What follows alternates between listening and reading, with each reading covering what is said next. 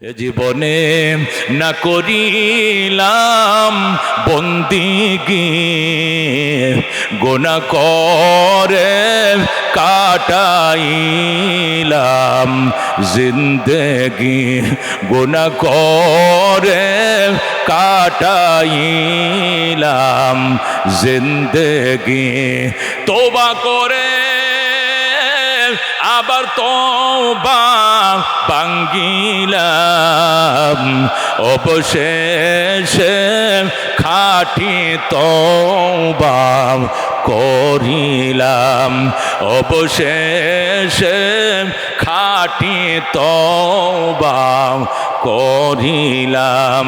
তুমি যদি মাফ না করো আল্লাহ বান্দারে, বলো তোমার বান্দা যাবে কার কাছে? তুমি যদি মাপ না করো আল্লাহ হাসরে, বলো তোমার বান্দার কি উপায় হবে? কবরে হাসর আরো আল্লাহ মিজানে পার করিয়া দিয়েন গো আল্লাহ নিজ গুণে। বাবা নাই যার মাও নাই যার সংসারে, দুঃখ কষ্ট দিও না গো কবরে। আল্লাহর ওলি খাজা মঈনুদ্দিন চিশতি আজমিরি সঞ্জিরি রহমতুল্লাহ আলাইহি, যার হাতে 90 লক্ষ হিন্দু কালমা পড়ে মুসলমান হয়। সুবহানাল্লাহ গণ। এই ভারতবর্ষে এত বড় সাধক, এত বড় বুজুর্গ আরেকজন যায় নাই রে দোস্ত, যার হাতে 90 লক্ষ হিন্দু কালমা পড়ে মুসলমান হয়। ওই বুজুর্গ ব্যক্তিরা নিশি রাত্রে উঠে আল্লাহু আকবার আল্লাহ দরবারে বলতো, মিটা দো আপনি হাস্তি কো। হে মঈনুদ্দিন চিশতি নিজের অস্তিত্বকে বিলীন করে দে, নিজেরে নিজে উপদেশ দিত। বলেন আল্লাহু আকবার। নিজেরে নিজে উপদেশ দিত, অন্যকে নয়। নিজেরে নিজে উপদেশ দিয়া বলতো, মিটা দো আপনি হাস্তি খো। নিজের হাস্তি মানে নিজের অস্তিত্বকে মিটিয়ে দাও, বিলীন করে দাও। আগার কুছ মর্তবা চাও, যদি সামান্য মর্যাদা আল্লাহ দরবারে চাও, নিজেকে বিলীন করে দাও। ঠিক কিনা? কেন? के दाना खाक में मिलकर गुले गुलजार होती है। আল্লাহর ওলি বলতেন, কয় বিসি, চাউলের বিসি, দানের বীজ, দানের বীজ, শস্যের বীজ, যে কোনো বীজ যতক্ষণ পর্যন্ত মাটির নিচে না যাবে এতদিন পর্যন্ত চারা জন্মাবে না। কথা কোন ঠিক কিনা? যদি বীজ মনে করে আমি পানি মাটির নিচে যাব কেন, তাহলে এই বীজ থেকে কোনোদিন চারা জন্মাবে না। যেদিন বীজ মাটির নিচে স্বেচ্ছা যাবে আর বলবে মাটিরে তোর ভিতরে আমি আমাকে উৎসর্গ করে দিলাম, 3 দিন যাবে না, 4র্থ দিন দেখবেন এই বীজ থেকে সুন্দর গোলাপের চারা বের হয়ে আসতেছে। ঠিক কিনা? আল্লাহর খাজা মঈনুদ্দিন চিশতি এটাই বলছেন, মিঠা দো আপনে হাস্তি কো, अगर कुछ मर्तबा चाहो के दाना खाक में मिलकर गुले गुलजार होती है। আল্লাহর ওলি নিজেকে নিজে উপদেশ দিতেন আর বলতেন, মিটা দো আপনি হাস্তি খো, নিজের অস্তিত্ব বিলীন করো। যদি উচ্চ মর্যাদা চাও আগে নিজেকে মিঠাও, নিজেকে মিঠাও। যেরকম আল্লাহু আকবার। आए खुदा तो मुझको मुझसे दूर कर, ताके देखो तुझको मुझ पे एक नजर। अल्लाह আকবার। আল্লাহর ওলির এক একটা কবিতা স্বর্ণাক করে লিখে রাখার মতো। আয় খোদা তো মুঝকো মুঝসে দূর কর। আল্লাহর কাছে নিজে দোয়া করতেন, আল্লাহ আমি মঈনুদ্দিনকে মঈনুদ্দিন থেকে সরাও। আমাকে আমার থেকে সরাও। নিজেকে নিজের থেকে সরাইতো বলতেন, আয় খোদা তো মুঝকো মুঝসে দূর কর, তাকে দেখো তুঝকো মুঝ পে এক নজর। আয় আল্লাহ, মঈনুদ্দিনকে মঈনুদ্দিন থেকে সরাও, আমাকে আমার থেকে সরাও। আমি যে একটা অস্তিত্বওয়ালা মানুষ, আমার অস্তিত্বকে তোমার সাথে মিশিয়ে দাও, তোমার সাথে বিলীন করে দাও। তাহলে ওই ফাঁকা জায়গায় তুমি আল্লাহকে, আমি মঈনুদ্দিন দেখতে পাবো। সুবহানাল্লাহ। এই জন্য দুস্ত, কিসের লড়াই, কিসের বড়াই? আল্লাহ তাআলা বলছেন, কুল্লু শাইইন হালিকুন ইল্লা ওয়াজহা। দুনিয়াতে যা আছে সব ধ্বংস হবে, শুধু আমি আল্লাহ থাকবো। কতক্ষণ ঠিক কিনা? তোমার ক্ষমতা, তোমার রাজ, তোমার কর্তৃত্ব, তোমার নেতৃত্ব, তোমার বরত্ব, তোমার অর্থ, তোমার সম্পদ, তোমার যত ধরনের বরত্ব হতে পারে সব বিলীন হয়ে যাবে, শুধু থাকবে কে? ইল্লা ওয়াজহা, শুধুমাত্র আল্লাহর অস্তিত্বই থাকবে। কথা কোন ঠিক কিনা? আল্লাহ রাব্বুল আলামিন বলে, কুল্লু নাফসিন যায়িকাতুল মাউত। প্রত্যেকটা ব্যক্তি মৃত্যুর স্বাদ আস্বাদন ভোগ করবে, আস্বাদন করবে। ফামান যুহদিয়া সুম্মা ইলাইনা তুরজাউন। অতঃপর সবে আমার কাছে ফিরে আসবে, ফিরে আসবে আমার কাছে। নাই বঙ্গবন্ধু শেখ মুজিবুর রহমান, নাই মেজর জেনারেল শহীদ জিয়াউর রহমান, নাই লেফটেন্যান্ট জেনারেল হুসাইন মোহাম্মদ এরশাদ, নাই। কতক্ষণ ঠিক কি নাই? নাই ফখরুদ্দিন, নাই ওই ওই আমাদের প্রেসিডেন্ট শাহাবুদ্দিন বিশ্বাস, নেই আব্দুর রহমান বিশ্বাস, নাই জিল্লুর রহমান। কতক্ষণ ঠিক কিনা? একে একে সব কবরের মেহমান। কিন্তু আমার আল্লাহ ছিলেন, আমার আল্লাহ আছেন, আমার আল্লাহ থাকবেন। কতক্ষণ ঠিক কিনা? 15 বছর পর্যন্ত ধাপড়ায়া চলছে আমাদের একটা দল। কতক্ষণ ঠিক কিনা? কিন্তু 15 বছরের মাথায় এখন কোথায় যেন লুকিয়ে রয়েছে, খুঁজে পাওয়া যায় না। ঠিক কিনা? ঈদের দিন দেখলাম একজনে ফেসবুকে স্ট্যাটাস দিছে, উনি মন্ত্রী ছিল, সাবেক মন্ত্রী। ফেসবুকে ঈদের দিন স্ট্যাটাস দিয়ে আফসোস করে বলতেছে, আফসোস, এই জাতীয় মন্ত্রী না হয়ে যদি আলসোয়া খাইতাম। কি করে চাইতাম? আলসোয়া খাইতাম, গরু দে আলসোয়া। বুঝুন তো, ওই কিষান বুঝুন আলসোয়া। ওই এই মন্ত্রিত্ব না হইয়া যদি, এই মন্ত্রিত্ব না হইয়া যদি আলসোয়া খাইতাম, বউ বাচ্চা ঈদ একসাথে করতাম, এটা শান্তি আসিল। জীবনে এই প্রথম বউ বাচ্চার সাথে ঈদ করতে পারলাম না, স্ট্যাটাস দিতেছে, জীবনে প্রথম বউ বাচ্চা সারা ঈদ করলাম। এই মন্ত্রিত্বের কি দরকার ছিল? যদি গ্রামের কৃষক হয়ে হালস হয়ে খাইতাম, বড় ভালো ছিল। বউ বাচ্চা একসাথে ঈদ করতাম। আল্লাহু আকবার। তাহলে এরাও বুঝতেছে সম্মান ক্ষমতার মধ্যে নয়, সম্মান আছে গোলামের ভিতরে। ঠিক কিনা? আব্দুল্লাহ ওয়া রাসূলু, রসুলকে জিজ্ঞাসা করা হতো, মান আনতা ইয়া রাসূলুল্লাহ, মান আনতা, আপনার পরিচয় দেন। আরিফ নাফসাকা, রসুল গো আপনার পরিচয়টুকু দিবেননি? রসুল বলতেন, আনা আবদুল্লাহি ওয়া রাসূলু, আমার 1 নম্বর পরিচয় আমি আল্লাহর গোলাম। আল্লাহু আকবার। আমি নবীর 1 নম্বর পরিচয় আনা আবদুল্লাহ, আল্লাহর কি গোলাম। আব্দুল মানে দাস, দাস মানে গোলাম। 2 নম্বর পরিচয় ওয়া রাসূল, আমি তার রসুল। আল্লাহু আকবার। রসুল ওই পরিচয়টা নবী আগে দেয় না, আগে কোন পরিচয় দিছে? আব্দুল্লাহ মানে আল্লাহর দাস, আল্লাহর গোলাম। কতক্ষণ ঠিক কিনা? নবী কালিমা শিখাইছে, নবী কয় পড়ো, আশহাদু আল্লাহ ইলাহা ইল্লাল্লাহ ওয়া আশহাদু আন্না মুহাম্মাদান আবদুহু ওয়া রাসূলুহু। আমি সাক্ষ্য দিতেছি যে হযরত মুহাম্মদ সাল্লাল্লাহু আলাইহি সাল্লাম আল্লাহর বান্দা এবং তার রাসূল। কতক্ষণ ঠিক কিনা?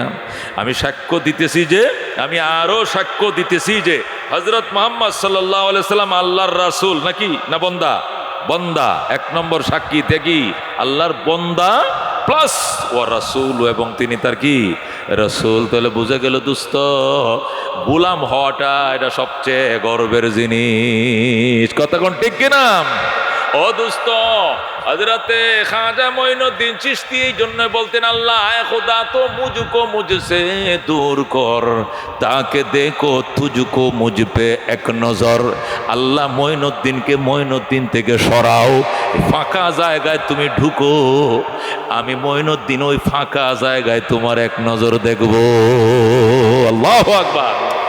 দোস্ত রে, এ দুস্ত, ইবলিশ ৮০,০০০ বছর ইবাদত করছে। কয় হাজার? এমন জমিনের ১০০ জায়গা ফাঁকা নাই যেখানে সে সজদা করে নাই। ৮০,০০০ বছর পর্যন্ত সজদা করছে। জমিনের কোনো ফাঁকা জায়গা বাদ ছিল না, ফাঁকা ছিল না যেখানে তার কপাল ভরে নাই, এমনভাবে সে ঢালাওভাবে সজদা করছে। এরপরে ২০,০০০ বছর পর্যন্ত ফেরেশতাদের টিচার ছিল সে, মুআল্লিমুল মালাইকা। ফেরেশতাদের মুআল্লিম ছিল, টিচার ছিল, শিক্ষক ছিল। কয় বছর?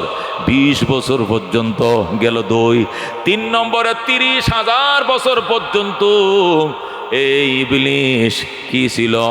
আরশ বহনকারী ফেরেশতার নেতা ছিল। কি বহনকারী? আরশ বহনকারী ফেরেশতার নেতা ছিল ৩০,০০০ বছর পর্যন্ত। ১৪,০০০ বছর পর্যন্ত আল্লাহর আরশের চার কিনারে কি করছে? তোয়াফ করছে। তোয়াফ করা বুঝেন তো? প্রদক্ষিণ করা, ঘোরা। আল্লাহর ঘরের চার কিনারে হাজিরা তোয়াফ করে, লাব্বাইক আল্লাহুম্মা লাব্বাইক, লাব্বাইক লা শারীকা লাক লাব্বাইক, ইন্নাল হামদা ওয়ান নি'মাতা লাকা ওয়াল মুলক লা শারীকা লাক। বলেন আল্লাহু আকবার। ১৪,০০০ বছর পর্যন্ত ইবলিশ আল্লাহর আরশের চার কিনারে তোয়াফ করছে। ৪০ বছর পর্যন্ত আল্লাহর তৈরি জান্নাতের কেয়ারটেকার ছিল, দারোয়ান ছিল। ৪০ বছর পর্যন্ত জান্নাতের বেহেশতের দারোয়ান ছিল। এই ইবলিশ একটা কথা বলার কারণে, একটা উক্তি ব্যক্ত করার কারণে, একটা সেন্টেন্সের কারণে, একটা বাক্যের কারণে ইবলিশ জান্নাত থেকে জাহান্নামের চূড়ান্ত শিরে পৌঁছে যায়। কতক্ষণ ঠিক কিনা? সেই কথাটা কি ছিল? উসজুদু লি আদম, হে ফেরেশতার দল, তোরা আদমকে সজদা কর। সাথে ইবলিশও ছিল, ইবলিশ তুইও সজদা কর। ফাসাজাদাল মালাইকাতু কুল্লুহুম, সকল ফেরেশতারা সজদা করলো, ইবলিশ সজদা করে নাই। আল্লাহ রাব্বুল আলামিন জিজ্ঞাসা করলেন, মা মানাকা আন তাসজুদা ইয আমারতুক।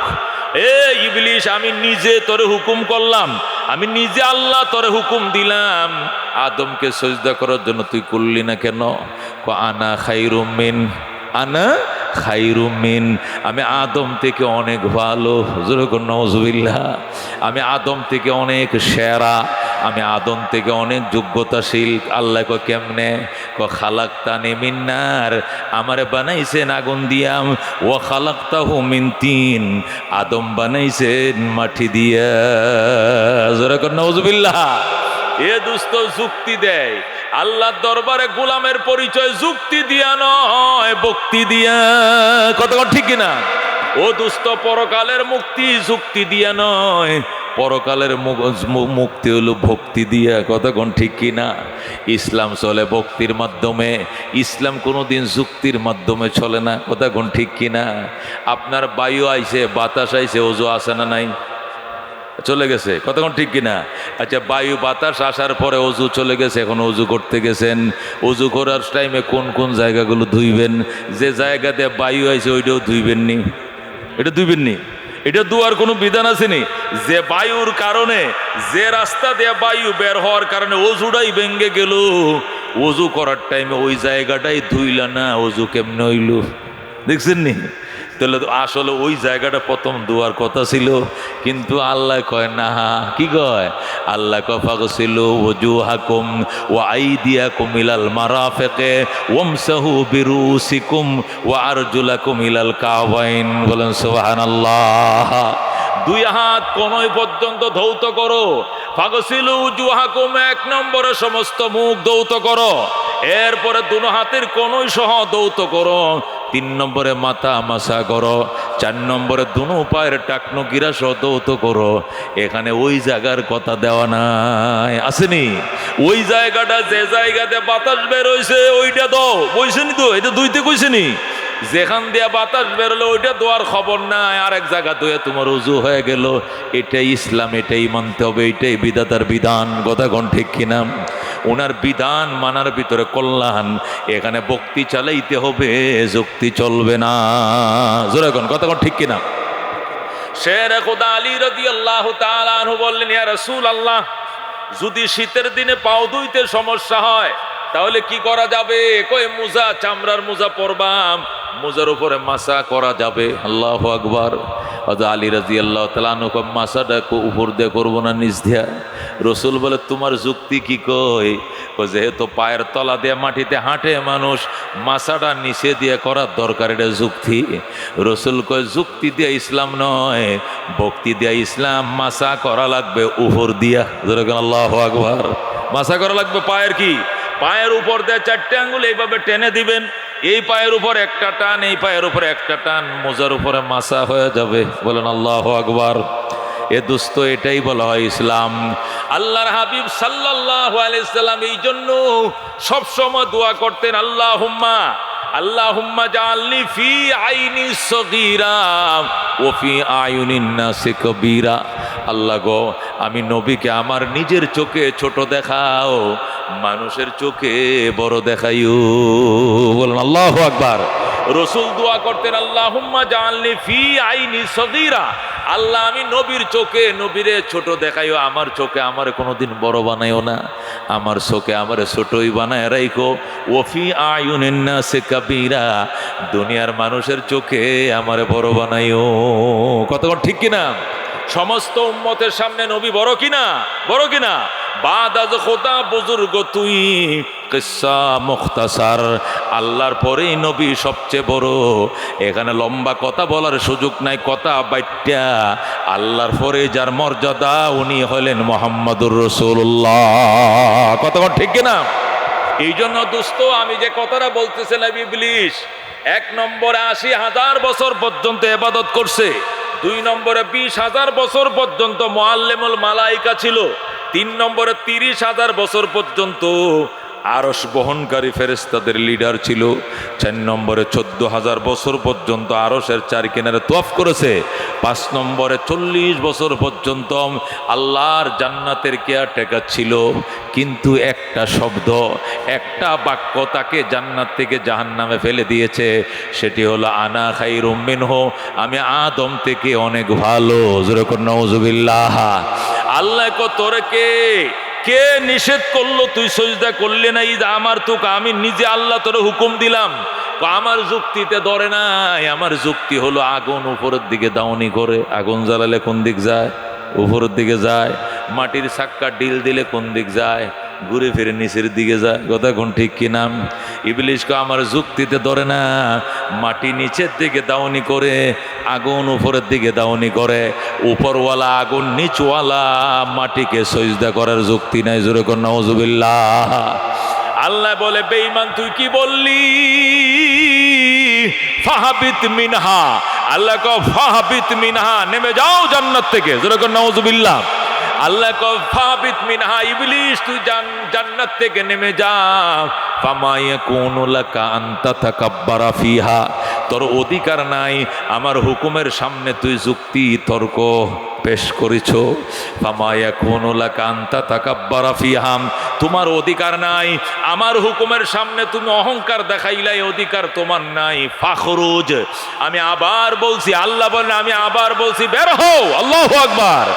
আগে ফাহাবিত মিনহা মানে জান্নাত থেকে বেরিয়ে যাও, এখন আবার বলতেছে ফাখরুজ, আবার বলছি বেরিয়ে যাও।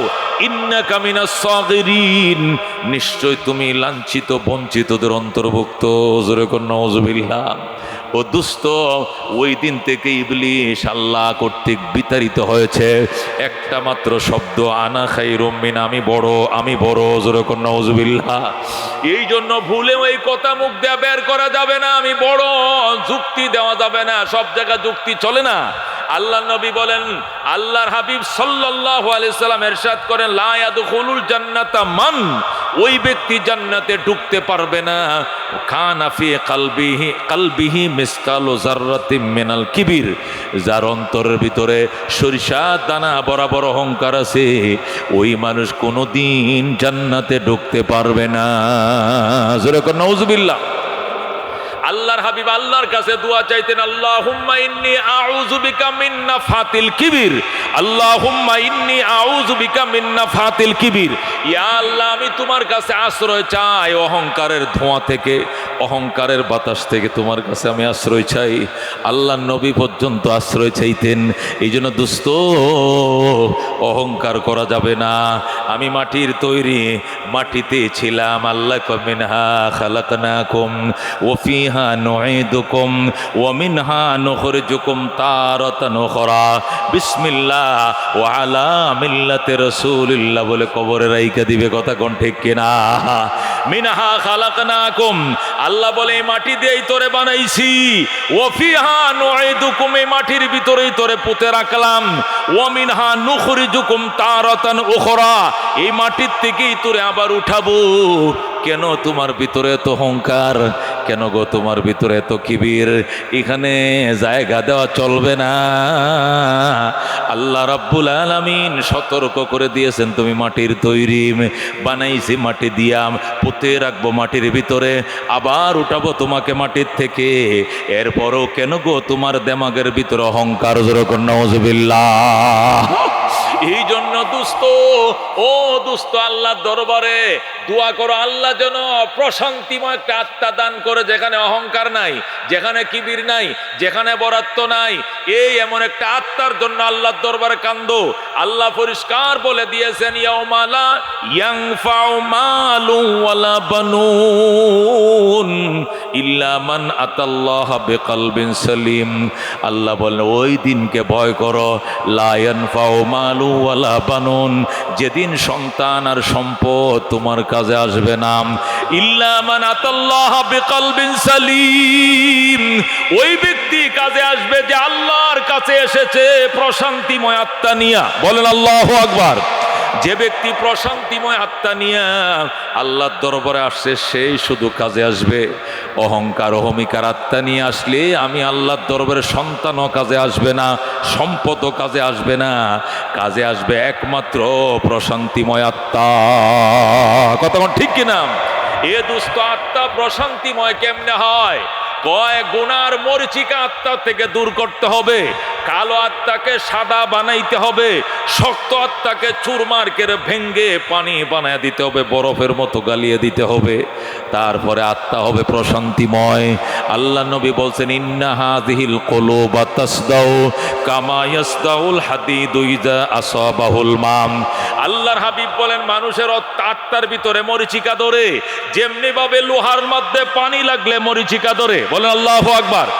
লোহার মধ্যে পানি লাগলে যেরকম লোহায় মরিচিকা ধরে, আত্মার মধ্যে গোনা লাগলে আত্মায় মরিচিকা ধরে।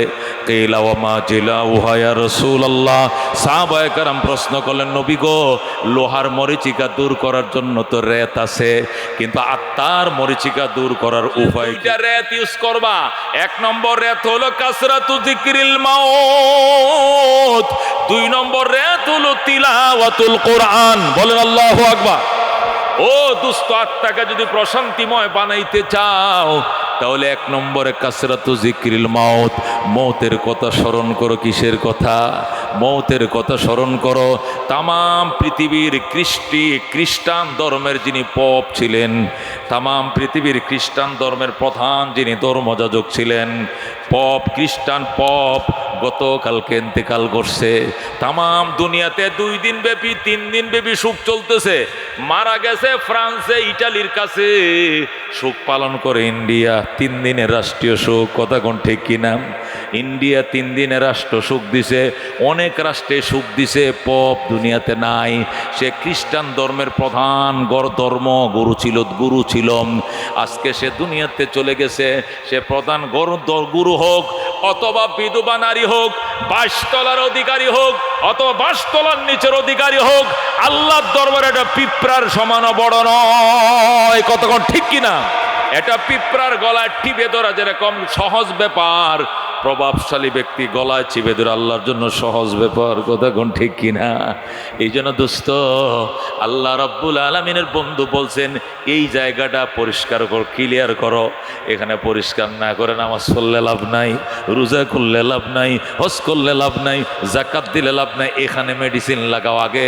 এখানে 1 নম্বর মেডিসিন লাগাইতে হবে, মরণের মলম লাগাও। তুমি যে থাকবা না, তুমি যে থাকতে পারবে না, তোমাকে যে থাকতে দেওয়া হবে না, এই একিনটা তুমি এই জায়গায় আগে বসাও, এই জায়গায় আগে বসাও, কথা কোন ঠিক কিনা? আমি থাকতে পারবো না, আমার থাকতে দেওয়া হবে না। কেউ দুনিয়াতে থাকতে পারে নাই, আমিও পারবো না। আমার দাদাও নাই, আমার দাদিও নাই, আমার বাবাও গেছে, আমার মাও গেল, আমার শ্বশুরও গেল, শাশুড়িও গেল, মুরব্বীরা সব গেছে, আমিও যাব। আমার সন্তানরা বলবে আমার বাবাও গেল, আমার সন্তানরা আমার কথা বলে বলবে আমার বাবাও নাই, কথা কোন ঠিক কিনা? ওই দিন দেরি নয় যেদিন আমাদের সন্তানরা বলবে আমাদের বাবা নাই, মারা গেছে, কথা কোন ঠিক কিনা? এই জন্য আল্লাহর হাবিব সাল্লাল্লাহু আলাইহি ওয়াসাল্লাম বলেন, প্রশান্তিময় আত্মা নিয়ে আল্লাহ তার দরবারে যাইতে বলছেন।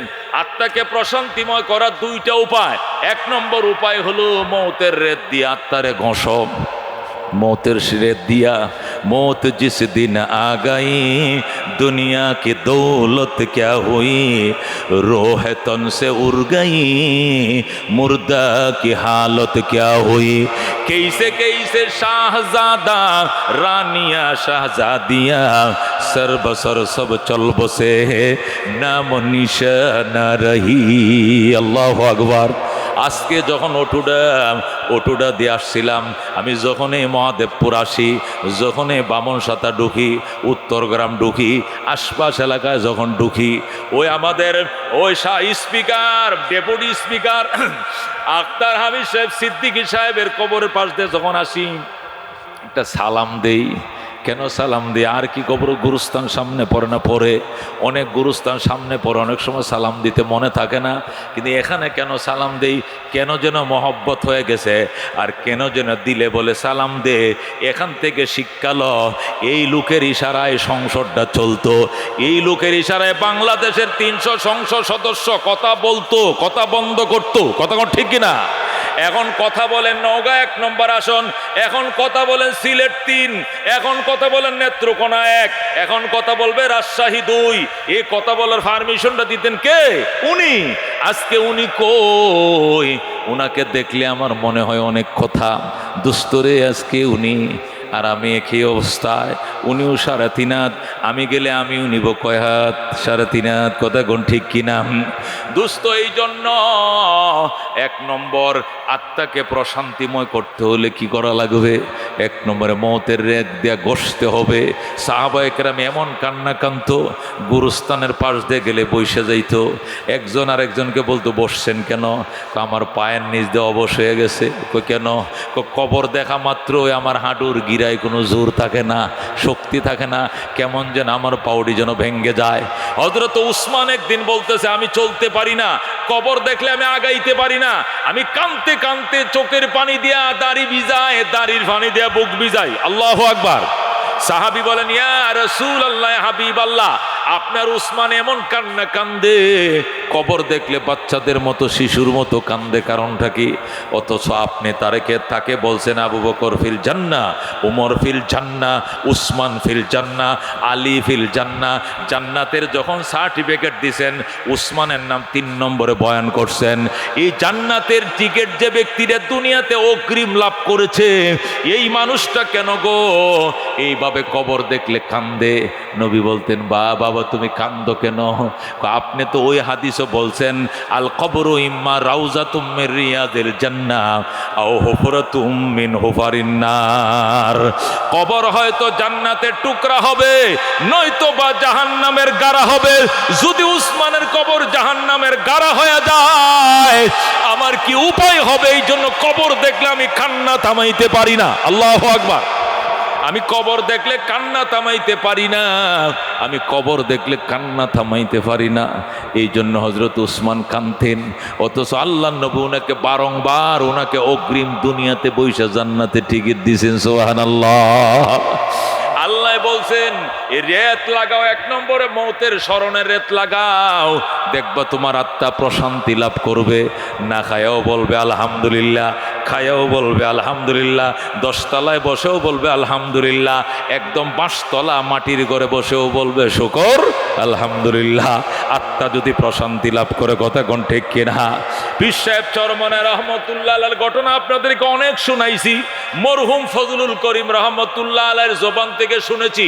উনি বলেন আমার আব্বা জান ইসহাক সাহেব রহমতুল্লাহ আলাইহি, যিনি বর্তমান পীর সাহেব চরমনের দাদা লাগতেন, আল্লাহু আকবার, আমার বাবা, আমি শুনেছি আমার বাবা বলেছেন, আল্লাহ আমার বাবা ইসহাক সাহেব রহমতুল্লাহ আলাইহি ওই উজানির কারি ইব্রাহিম সাহেব থেকে খেলাফত নিয়া উনি যখন চরমনের ময়দানে গেলেন, প্রায় সময় তিনি হারায় যাইতেন।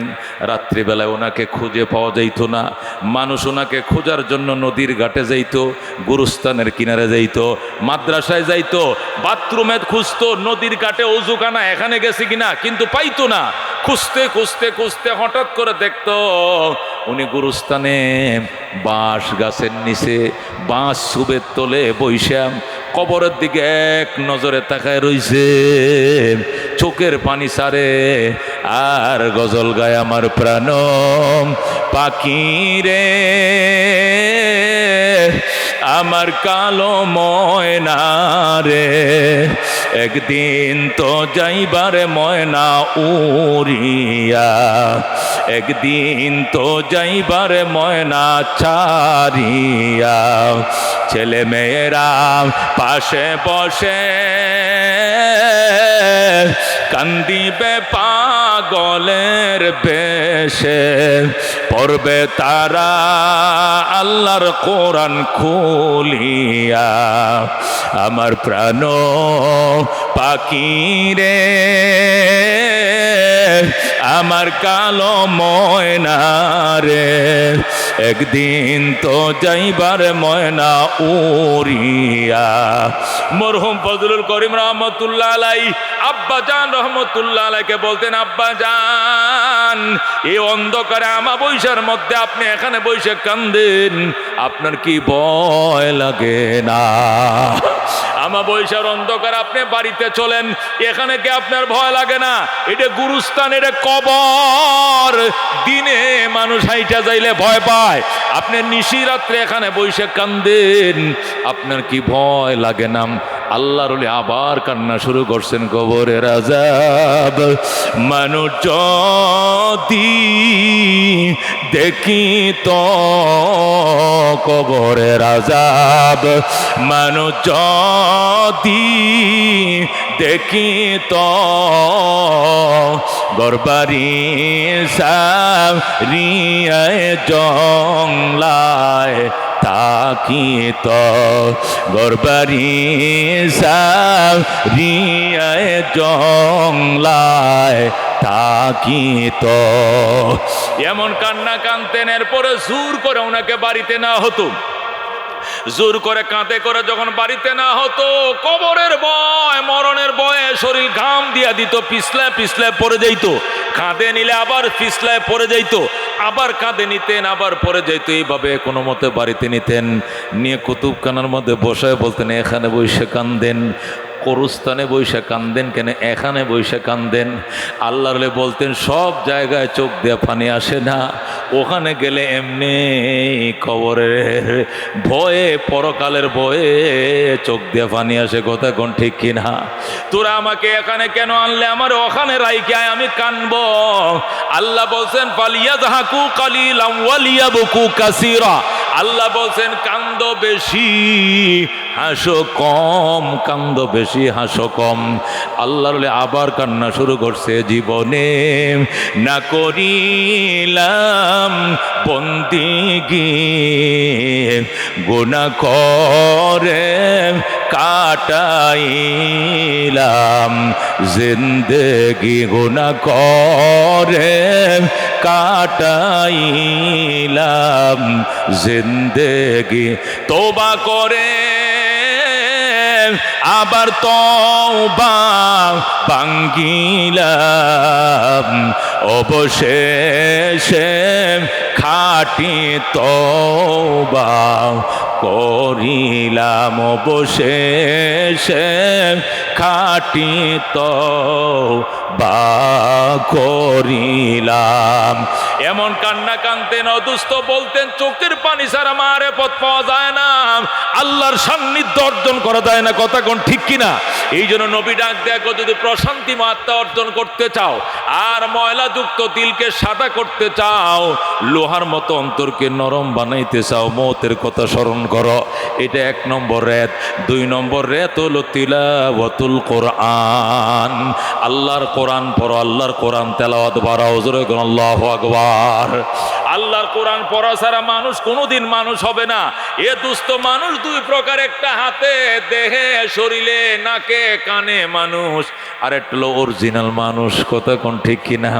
এই সুরতে মানুষ, এরাও যদি মানুষ হইতো তাহলে আবু জেহেলও মানুষ ছিল, নবীও মানুষ ছিল, 2 জন সমান হয়ে যাইতো। কথা কোন ঠিক কিনা? গর্বা সুরত আদমি ইনসাবুদে, আবু বকর আবু জেহেল এক সাবুদে, আবু বকর ও মোহাম্মদ এক সাবুদে। আকার আকৃতিতে মানুষ যদি মানুষ হইতো তাহলে আবু জেহেল আর মোহাম্মদ একই বংশের, একই গোত্রের, একই জায়গায় তাদের বাড়ি। আবু বকরের বাড়ি মক্কায়, আবু জেহেলের বাড়ি মক্কায়, মুহাম্মদুর রাসূলুল্লাহর বাড়ি মক্কায়, আবু জেহেলের বাড়ি মক্কায়। আবু জেহেল কুরাইশের, মুহাম্মদ কুরাইশের। 2 জন হাতে কান নাক পা একই ছিল, কিন্তু একজন মানুষ জান্নাত উদ্বোধন করবে, আরেকজনে জাহান্নামের গাড়ায় যাবে। কথা কোন ঠিক কিনা? তাহলে বোঝা গেল শুধু আকার আকৃতিতে মানুষ একই মানুষ কয় না, মানুষ হইতে হলে মালিকরে চিনতে হবে। কথা কোন ঠিক কিনা? এই জন্য আল্লাহ রাব্বুল আলামিন পরিষ্কার বলছেন, আর রহমান আল্লামাল কোরআন খালাকাল ইনসান আল্লামাহুল বয়ান। পরম করুণাময় আল্লাহ, ধরে কোন আল্লাহু আকবার। আর রহমান মানে পরম করুণাময়। কে? আর রহমান কে? পরম করুণাময়। আল্লাহ কি? আল্লাহ পরম করুণাময়। আল্লামাল কোরআন, তিনি কোরআন শিখাইছেন। খালাকাল ইনসান, মানুষ বানাইছেন। আল্লামাহুল বয়ান, তাকে বক্তৃতা শিখাইছেন। বক্তৃতা কে শিখাইছে? আমরা বক্তৃতা দেই, আর একটা বুবা কি কয়, পেপে। এই কেমন আছো? কপে। তোর বাপের নাম কি? কপে। তোর মায়ের নাম কি? কপে। কারণ সে পে পে ছাড়া আর কিছুই বলতে পারে না। বুবা বানাইছে কে? এ মুখ বানাইছে কে? মুখ বানাইছে কে? অন্ধ বানাই কে? আল্লাহ। কথা ঠিক কিনা? এই জন্য আল্লাহ ডাক দেখো, পরম করুণাময় আমি আল্লাহ। আনার রহমান, আমি পরম করুণাময়। পরম করুণাময় কাকে বলে রে বাজান? পরম করুণা বলা হয় যার করুণার দাড়ি নাই, ক্ষমা নাই, সীমানা নাই, এরিয়া নাই, ইমান নাই, বেঈমান নাই, ইন্ডিয়া নাই, বাংলা নাই, ইহুদি নাই, নাসারা নাই, ইসরায়েল নাই, ফিলিস্তিন নাই, দুনিয়াতে কোনো হিসাব নাই। যার মায়া দয়া সবার জন্যই, ওরে বলা হয় রহমান। কথা কোন ঠিক কিনা? রহিম কাকে বলে? রহিম বলা হয় করুণাময়। পরম দয়ালু আল্লাহকে রহমান বলা হয়, রহিম বলা হয় পরম দয়ালু নয়। পরম দয়ালু হলো রহমান, রহিম হলো করুণাময়। যিনি ইমানদারের উপর করুণা করেন, আল্লাহ যিনি ইমানদারের উপর করুণা করেন, ইসলাম আল্লাহর উপর করুণা করেন, নামাজের উপরে দয়া করেন, আল্লাহ আল্লাহর উপরে দয়া করেন, তাকে বলে রহিম। আর সবার উপরে দয়া করেন, তাকে বলে রহমান। জোরে কোন আল্লাহু আকবার। আল্লাহ বলেন, আনার রহমান ফিদ দুনিয়া ওয়া রহিমুন ফিল আখিরাহ। আমি দুনিয়াতে রহমান, পরকালে রহিম। আল্লাহ দুনিয়াতে রহমান, তার দয়ার দ্বার খোলা। আজকে কিভাবে ফিলিস্তিনিদেরকে মারতেছে, হাজার হাজার শিশু, লক্ষ লক্ষ মা বোনদেরকে মারতেছে। এই পর্যন্ত প্রায় 52-53 হাজার মা বোনকে হত্যা করেছে। আর লক্ষ লক্ষ মানুষ চাপা খায়া বিল্ডিংয়ের নিচে পড়ে রয়েছে, এর কোনো গণনা নাই, এর কোনো হিসাব নাই। লক্ষ লক্ষ মানুষ আহত হয়ে হাসপাতালে কাতরাইতেছে, চিকিৎসার পর্যন্ত ব্যবস্থা নাই। কুকুরকে মারলেও তো মায়া লাগে, এরা মানুষদেরকে, মুসলমানদেরকে মারতেছে, এদের মায়া নাই। তারপরে খোদাদেরকে ধরে না, কারণ দুনিয়াতে আল্লাহ বিচারক নয়, দুনিয়াতে আল্লাহ হলেন রহমান। কথা কোন ঠিক কিনা? তিনি দুনিয়াতে পরম করুণাময়। আল্লাহু আকবার। তাফসীরে কিতাবের মধ্যে লেখে হযরতে জুন্নুন মিসরি রহমতুল্লাহ আলাই আল্লাহর বিখ্যাত বুজুর্গ ওলি ছিলেন। উনি জেলে ছিলেন, জেলে মাঝি ছিলেন, মাছ ধরতেন, বিক্রি করতেন। কিন্তু টপ লেভেলের বুজুর্গ ছিলেন জুন্নুন মিসরি। কিন্তু তার কর্ম ছিল তিনি নদীতে মাছ ধরতেন, বিকালে সকালে বিক্রি করতেন। নদীতে মাছ ধরে বিক্রি করতেন, মাছের বিক্রি করার টাকা দিয়ে চাউল ডাল কিনতেন। ওনার একটা মেয়ে ছিল, কোনো ছেলে ছিল না, সংসার চালাইতেন। ওনাকে বলা হয় জুন্নুন মিসরি।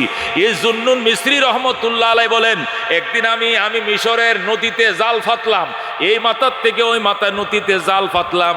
জালের হাওয়ায় হাওয়ায় মাছ লাগছে। কি লাগছে? মাছ লাগছে। আমি সব মাছগুলো ছুড়াইলাম, ছুড়াই খাসা বললাম মাছ দিয়া ভরে আমি মাছগুলো রেডি করলাম, বাজারে নিয়ে যাব, মাছ নিয়ে যাব। বাজারে যাওয়ার আগে আমি নদীর ঘাটে গেলাম গোসল করার জন্য। জুন্নুন মিস্ত্রি বলেন, যখন আমি নদীর ঘাটের দিকে রওনা করলাম গোসল করার জন্য, আমি নদীর ঘাটের দিকে যাচ্ছিলাম, নদীর পাড়ে বাড়ি। যাওয়ার টাইমে দেখি যে রাস্তা দেয়া নদীতে হেঁটে যাব, ওই রাস্তার মধ্যে একটা বিচ্ছু। কি কোন কি এটা? বিচ্ছু কিলকিল কিলকিল করে বিচ্ছুটা নদীর ঘাটের দিকে যায়। জুন্নুন মিস্ত্রি রহমতুল্লাহ আলাই বলেন, আমি যাইতেছিলাম নদীর ঘাটে গোসল করার জন্য, গোসল করে আসব, খানা খাবো, জোহরের নামাজ পড়বো, এরপরে মাছ নিয়ে আমি বাজারে যাব। আমার মাথায় ছিল তারা, এই জন্য নদীর ঘাটে যাচ্ছিলাম গোসলের জন্য। হঠাৎ করে দেখি রাস্তার মধ্যে একটা বিচ্ছু এইভাবে কিলকিল কিলকিল করে নদীর দিকে যায়। বিচ্ছু দেখে আমি ভয় পেয়ে গেলাম। কিরে, বিচ্ছুটা অনেক স্পিডে নদীর দিকে যাইতেছে। আমি চিন্তা করলাম এটা এত স্পিডে নদীর ঘাটে কেন যায়? জুন্নুন মিস্ত্রি বলে, আমি মারে পথের চোখ দিয়ে যখন তাকাইলাম, তাকায় দেখি আল্লাহর এক হুকুম বাস্তবায়ন করার জন্য সে যায়। বলেন আল্লাহু আকবার। আল্লাহর এক হুকুম বাস্তবায়ন করার জন্য সে পাগলের মতো ছুটছে। জুন্নুন মিস্ত্রি কয়, কিসের হুকুম বাস্তবায়ন করবে? আমি তো বুঝতে পারতেছিলাম না। আওয়াজ আসতেছে, জুন্নুন বিচ্ছুটাকে মারিস না। জুন্নুনকে আমি এত বড় ফাতর নিছি, এর ডিল দিয়ে মারবো। বিচ্ছু বিষাক্ত প্রাণী, কামড় দিলে মানুষের জ্বর আইসা যাবে। কথা কোন ঠিক কিনা? বিষাক্ত প্রাণী মারার বিধান আছে, সাপ মারার বিধান আছে, বিচ্ছু মারার বিধান আছে, পাগলা কুকুর মারা সুন্নত। কথা কোন ঠিক কিনা? জুন্নুন মিস্ত্রি কয়, আমি যখন বিচ্ছুটা দেখলাম এইভাবে যাইতেছে, আমি এত বড় পাথর নিলাম বিচ্ছুটাকে মারার জন্য। উপর থেকে আওয়াজ আইতেছে, মারিস না, এটা আমার হুকুম পালন করার জন্য নদীর ঘাটের দিকে ছুটছে। আল্লাহু আকবার। জুন্নুন মিস্ত্রি কয়, এই বিচ্ছু আবার আল্লাহর কি হুকুম পালন করবে? দেখি আজকে কি হুকুম পালন করে। এই জন্য আমি আস্তে আস্তে বিচ্ছুর পিছনে পিছনে হাইটা যাই। বিচ্ছু নদীর ঘাটে গেছে, আমিও নদীর ঘাটে গেছি। যায় দেখি নদীর ঘাটে একটা কচ্ছপ। কি কোন কি? কচ্ছপ। কচ্ছপ ছিলেন না? কাসিম কচ্ছপ ছিলেন না? যায় দেখি একটা কচ্ছপ নদীর ঘাটে, নদীর পাড়ের সাথে ফিটটা উঁচু করে দিয়ে বইসে রয়েছে। এই বিচ্ছুটা যায় কচ্ছপের ফিডের উপরে উঠে বসছে। আল্লাহু আকবার। এই বিচ্ছুটা যে কচ্ছপের ফিডে উঠছে, এখন কচ্ছপ এটা স্টিমার হইয়া, টলার হইয়া এই বিচ্ছুকে নিয়ে পিঠটা বাসায় বাসায় কচ্ছপ নদীর ওই পারের দিকে রওনা করছে। আল্লাহু আকবার। জুন্নুন মিস্ত্রি বলে, আমারে আওয়াজ দেওয়া হলো, সে আল্লাহর হুকুম বাস্তবায়ন করতে যায়। আল্লাহর হুকুম কি বাস্তবায়ন করে এটা দেখার জন্য আমি আসছিলাম, কিন্তু দেখি এটা তো নদীর ওই পারে চলে যায়। ঠিক আছে, আমিও যাব নদীর ওই পারে। জুন্নুন মিস্ত্রি বলে, লুঙ্গি আর গামছা নদীর ওই পারে রাইখা আমিও কচ্ছপের পিছন দিয়ে আমিও সাঁতার শুরু করে দিলাম, সাঁতরাইতে শুরু করলাম। কচ্ছপও সাঁতরাইতেছে, আমিও সাঁতরাইতেছি। কচ্ছপও নদীর ওই পারের ঘাটে লাগছে, আমিও যে ওই পারে ঘাটে উঠছি। আমি যখন ওই পারে ঘাটে উঠলাম, দেখলাম কচ্ছপটা নদীর ওই পারে যায়, পিঠটা নদীর পাড়ের সাথে লেবেল করে দিছে। বিচ্ছুটা নামছে, নাইমে আবার যাইতেছে। যাইতে যাইতে আমিও বিচ্ছুর পিছন ধরছি।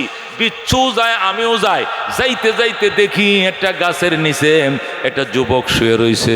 আল্লাহু আকবার। একটা যুবক, প্রচণ্ড গরম, সে ছাগল চড়াইতেছে, গরু চড়াইতেছে। গরু বাছুরগুলো ময়দানে ছেড়ে দিয়া এই মরুভূমির মাঝখানে একটা কি আছে? গাছ আছে। গাছের ছায়ার মধ্যে একটা যুবক শুয়ে রয়েছে।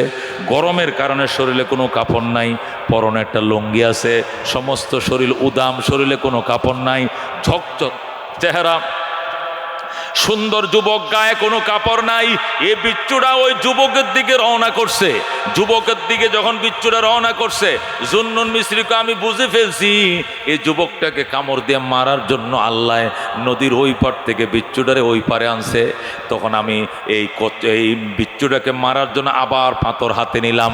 আওয়াজ আসতেছে, মারিস না জুন্নুন, যে কুদরত দেখার জন্য এতক্ষণ নদী সাঁতরায় পার হইলি, এখনো কুদরতের সাথে তোমার দেখা হয় নাই, তুমি বিচ্ছুটাকে মাইরো না, তুমি অপেক্ষা করো, ওয়েটিংয়ে থাকো, আমার কুদরত দেখো। জুন্নুন মিস্ত্রিকে আবার পাথর ডামে ফেলে দিলাম, ফেলে দিয়ে আমি বিচ্ছুর পিছনে যাইলাম, যায় দেখে বিচ্ছুটা ঘুরে ঘুরে ঘুরে ঘুরে ওই গাছের ওই পিছ দিয়ে ঘুরে গেছে, ওই আম গাছটার ওই পাশে গেছে কচ্ছপটা। আল্লাহ, বিচ্ছুটা না গাছের ওই পাশে যাওয়ার পর দেখি ওই পাশে বিরাট বড় একটা সাপ, বিষাক্ত সাপ এইভাবে ফ্যান ধরে রইছে। কি জন্য? ওই যে যুবকটা শুয়ে রয়েছে, যুবকটাকে কামড় দেওয়ার জন্য একটা সাপ, একটা বিষাক্ত অজগর সাপ, এটা এইভাবে ফ্যান ধরে রইছে ওই যুবকটাকে মারার জন্য। বিচ্ছু যায় করছে কি, সাপের লেজ বায়া বায়া বায়া বায়া সাপের মাথা পর্যন্ত আইসা সাপের মাথার মধ্যে যে বিষের রগ থাকে, বিষের রগ ছিলেন তো, সাপের একটা রগ আছে যেখানে কি থাকে, বিষ থাকে, ওই বিষের রগ পর্যন্ত বিচ্ছুটা আইসা বিষের রগের মধ্যে ঠাস করে কামড় দিছে। কে? বিচ্ছু কামড় দেওয়ার সাথে সাথে সাপটা তার গর্দানটা জমিনে ফেলে দিছে। যে সাপ এইভাবে ফ্যান ধরেছিল যুবক করে কামড় দেওয়ার জন্য, এখন ফ্যান ধরা তো দূরের কথা, আস্তে করে ঘাটটা নিজে ফেলে দিয়েছে, মাটিতে ফেলে দিয়ে এখন গড়াগড়ি করতেছে। মানে বিচ্ছুর ব্যথা সাপ এমন সহ্য করতে পারতেছে না, সাপ এমনভাবে গড়াগড়ি করতেছে, সাপের সকরাত শুরু হয়ে গেছে। জুন্নুন মিস্ত্রি কয়, আমি দেখেছি বিচ্ছুটা একের পর এক শুধু দংশন করতেই আছে, সাপের লেজ থেকে মাথা পর্যন্ত কয়েকশো কামড় দিছে। আল্লাহু আকবার। এই বিচ্ছুটা শুধু শুধু শুধু শুধু মানে শুধু ঢুকাইতেছে আর শুধু দংশন করতেছে, এইভাবে কয়েকশো কামড় দিছে সাপটারে। সাপটা কতক্ষণ পরে মারা গেছে। মারা যাওয়ার পরে বিচ্ছুটা আবার নদীর ঘাটের দিকে রওনা করছে। জুন্নুন মিস্ত্রি বলে, আবার বিচ্ছুর পিছনে রওনা করলাম, যায়া দেখি নদীর ঘাটে কচ্ছপটা বইসে রইছে বিচ্ছুটাকে নদীর ওই পারে পার করে দেওয়ার জন্য। আল্লাহু আকবার। জুন্নুন মিস্ত্রি কয়, তখন আমি বুঝেছি এটা ছোট্ট পশুকে আল্লাহ এমনে বানায় নাই, এই মখলুকের, এই মানুষের উপকারের জন্য আল্লাহ তারে বানাইছে। কতক্ষণ ঠিক কিনা? জুন্নুন মিস্ত্রি বলে, আমি দেখি ওই বিচ্ছুটা সাপটাকে ধ্বংস করার পর আবার নদীর ঘাটে আইছে, আয়া দেখে কচ্ছপ এখানে বসে রয়েছে। কচ্ছপরে আল্লাহ টলার বানায়া বসায় রাখছে, তুই ওই পারে নিয়ে যাবি, আবার এই পারে পার করে দিবে, এই জন্য কচ্ছপ বইসা রয়েছে, চলে যাওয়ার কোনো সাহস তার নাই। মালিক তারে বসায় রাখছে। এই কচ্ছপের পিঠে আবার ওই বিষে ওই বিচ্ছুটা বইছে, কচ্ছপ আবার বিচ্ছুরের নদীর ওই পারের দিকে রওনা করছে। জুন্নুন মিস্ত্রি কয়, এখন আমি আর যাই না, আমি আবার গেলাম ওই গাছের নিচে, আবার যায়া ওই যুবকটারে গাছ আমি উঠাইলাম ঘুম থেকে, যে যুবকটা শুয়ে রয়েছে এই যুবকরে ঘুম থেকে উঠাইলাম, উঠায় বললাম, যুবকরে ছায়া দেখ তোর পিছনে কি? কয় দেখ 7 হাত লম্বা একটা সাপ, একটা ধারায় সাপ, তোরে কামড়ায়া মারার জন্য এটা আইছিল, এইভাবে ফ্যান ধরে ধরছিল, তোরে কামড় দেওয়ার জন্য আইছিল সাপটা। কিন্তু আল্লাহ হাকামুল হাকিমিন, আমার রব যিনি রহমান যিনি রহিম, উনি দয়া করে নদীর ওই পার থেকে একটা বিচ্ছু কাসিমের পিঠে করে সওয়ার করে এই পারে আইনা এই বিচ্ছু দিয়া সাপ দংশন করে সাপটাকে মেরেছে, আর সাপের দংশন থেকে আল্লাহ তোরে বাঁচিয়ে দিয়েছে। বলে আল্লাহু আকবার। যুবকটা লাফতে উঠে কয়, দাদা সত্যি করে বলেন এই সাপটাকে কে মারছে? কই এতটুক ছোট একটা বিচ্ছু এই সাপটারে ধ্বংস করছে। এখন ওই যুবক বিশ্বাস করেন, যুবক কয়, দাদা এত বড় দাঁড়িয়ে আপনার গালে, এরকম একটা আল্লাহওয়ালা মানুষ, দাঁড়িয়েওয়ালা মানুষ মিথ্যা কথা বলছেন কেন? কয় কিসের মিথ্যা কথা? কয় কোনো বিচ্ছু এই সাপ মারে নাই, আপনি নিজেই সাপটাকে মারছেন। জুন্নুন মিস্ত্রি কয়, মুঠেও না। এই বেটা আমার কথা বিশ্বাস কর, তুই আমারে চিনস, আমার নাম জুন্নুন মিস্ত্রি। ধরে কয় আল্লাহু আকবার। যেই মাত্র বলছে আমার নাম জুন্নুন মিস্ত্রি, যুবকটা বিশ্বাস করে কয়, দাদা আপনার অনেক নাম শুনছি, আপনি তো বিখ্যাত আল্লাহর ওলি, আপনি জীবনে মিথ্যা কথা বলেন নাই, এতক্ষণে বিশ্বাস হইছে আল্লাহ এই বিচ্ছু দিয়ে এই সাপটারে ধ্বংসন করে মারছে, মাইরা সাপের কামড় থেকে আল্লাহ আমারে রক্ষা করেছে। জুন্নুন মিস্ত্রি ডাক দিয়ে কয়, বাবা এখন বিশ্বাস হয়েছে নি? কইছে, এবার তুই আমারে পরিচয় দে, তুই তোর বাবার কি নাম? কয় কেন? তোর দাদার কি নাম? কয় বল। বলবো না। বলো। কেন? তোর আব্বাও বিখ্যাত আল্লাহর ওলি ছিল, তোর দাদাও বিখ্যাত বুজুর্গ ছিল, তুইও বুজুর্গ বংশের একটা সন্তান। আল্লাহু আকবার।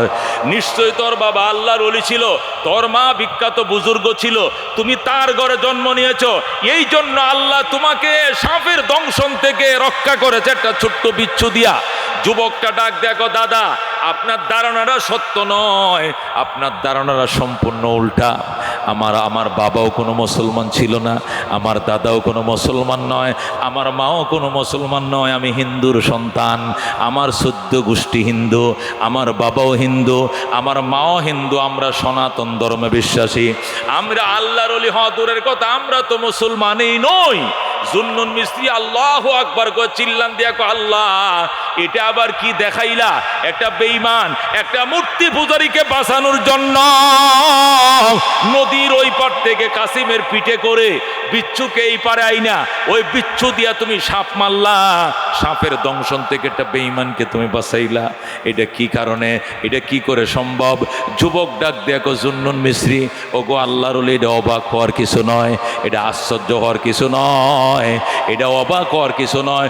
গতকালকে আমার এক মুসলমান বন্ধুর সাথে আমি ঝগড়া করছি।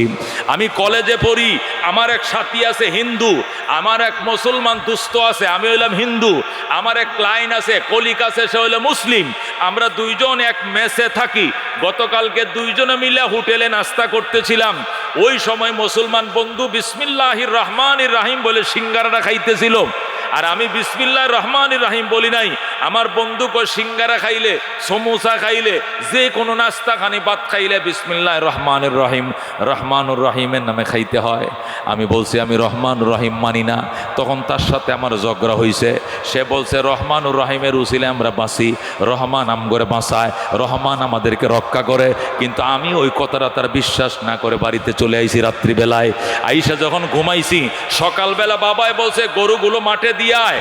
আমি গরুগুলো মাঠে নিয়ে আই না, যখন গরু বাছুরগুলো ছেড়ে দিলাম একটু বিশ্রাম করার জন্য, যখন আমি গাছের নিচে শুইলাম, তখন আমার আল্লাহ রহমান উনি সাপ পাঠাইছে আমার দংশন করার জন্য, আর সাপের দংশন থেকে বাঁচানোর জন্য বিচ্ছু পাঠাইছে।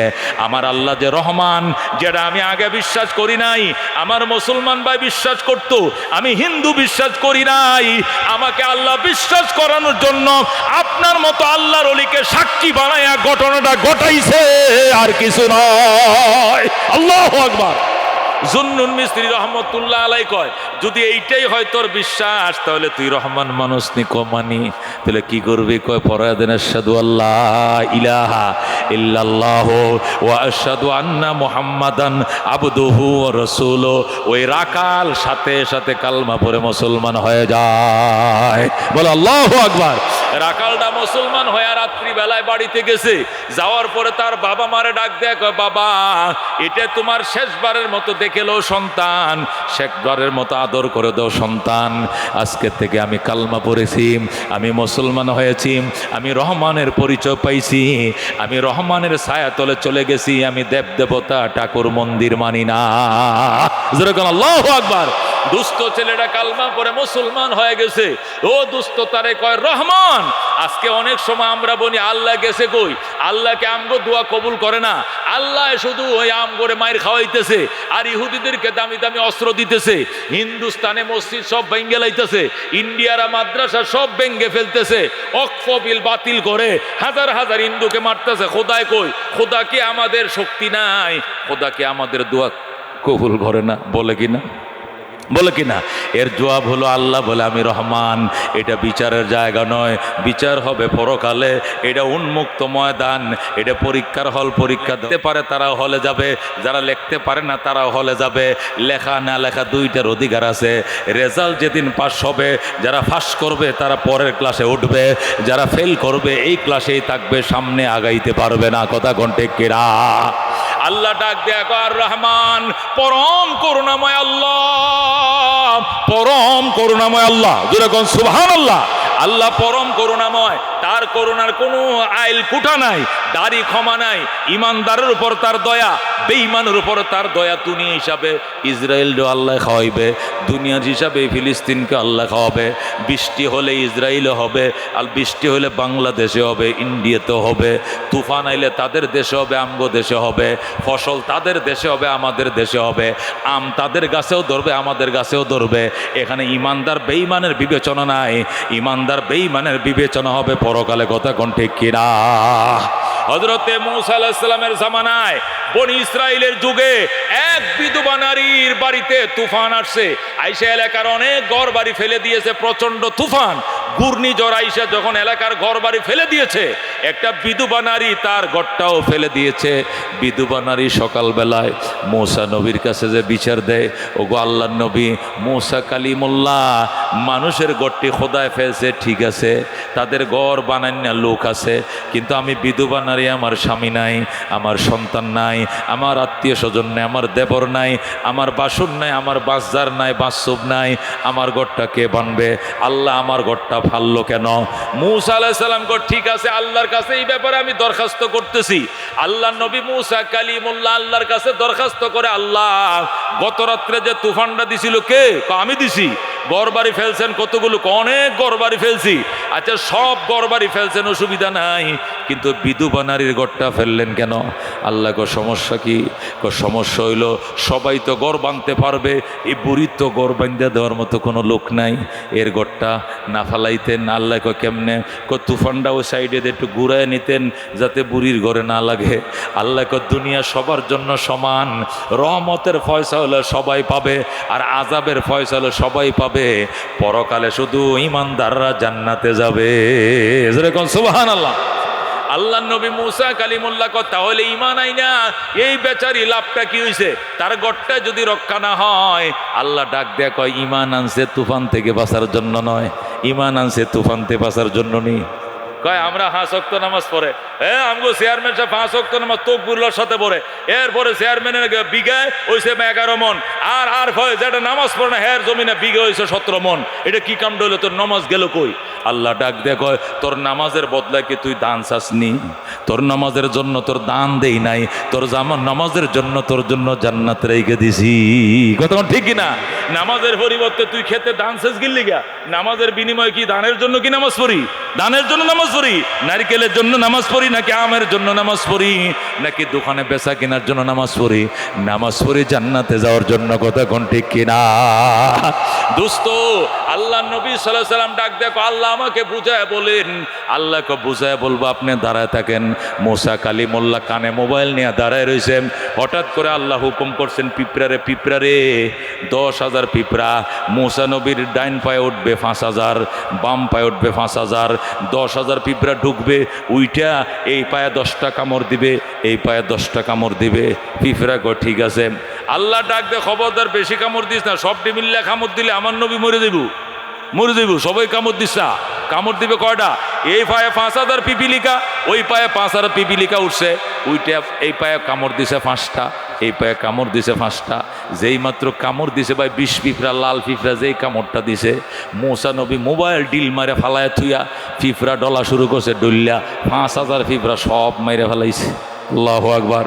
সবটি 2 পায়ে যত পিঁপড়া উঠছিল সবটি মারছে।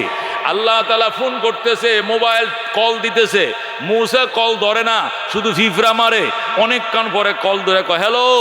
আল্লাহ কয় এতক্ষণ কল ধরেন নাই কেন? কয় পিঁপড়ায় কামড়াইছে, এই জন্য ধরতে পারি নাই, বিষের মতো কামড়াইছে জলে, এই জন্য এতক্ষণ পিঁপড়া মারছে গো আল্লাহ, ফোন ধরতে পারে না, মাফ করে দেন।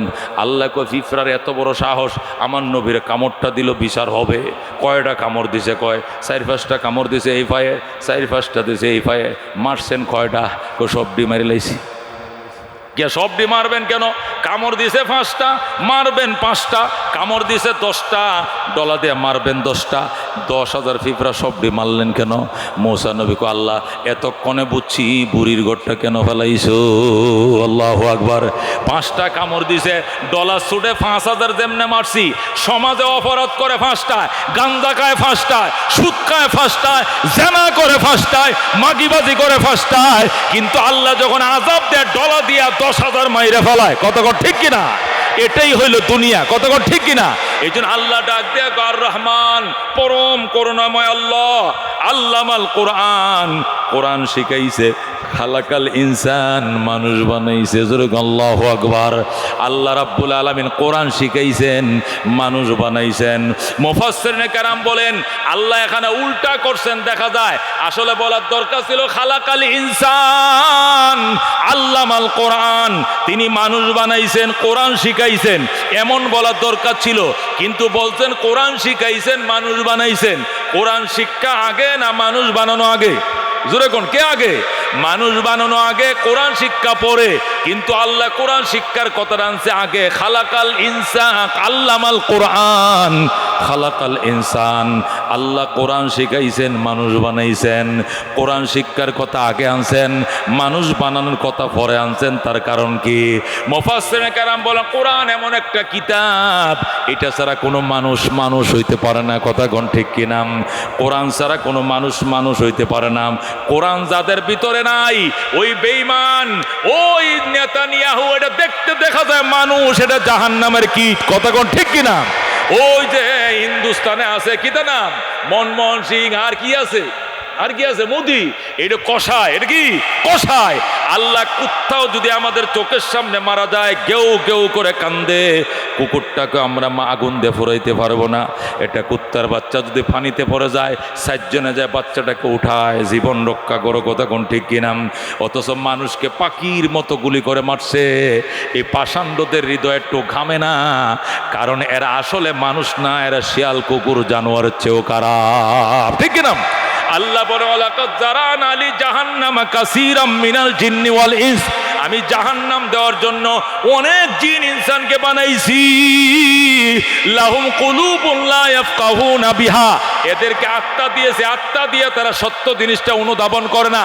চোখ দিয়েছে, সত্য জিনিস দেখে না। কান দিয়েছে, সত্য জিনিস শুনে না।